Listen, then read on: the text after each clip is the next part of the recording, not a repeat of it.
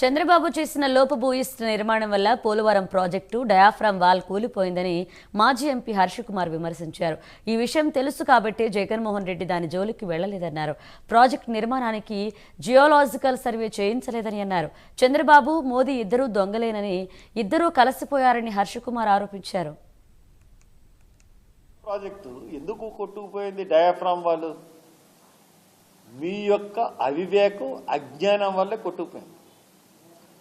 మీరు మీ నెపాన్ని, మీరు చేసిన లోపాన్ని ఇతరుల మీద నెట్టి ఇప్పటి వరకు మీరు టైం గడుపుతూ ఉన్నారు. కానీ యాక్చువల్గా ఆ డయాఫ్రామ్ వాళ్ళు కొట్టుకుపోయింది, మీ టైంలో కట్టిన డయాఫ్రామ్ వాళ్ళు కొట్టుకుపోయింది.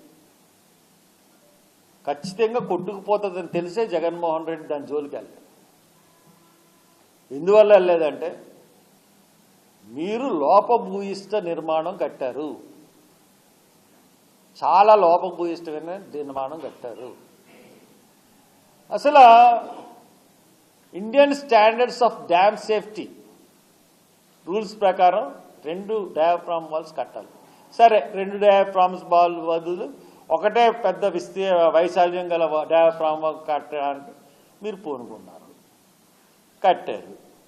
కట్టినప్పుడు సగం కట్టేసిన తర్వాత కూలింగ్ ప్లాంట్ తీసుకొచ్చారు. కూలింగ్ సిస్టమ్ అన్నది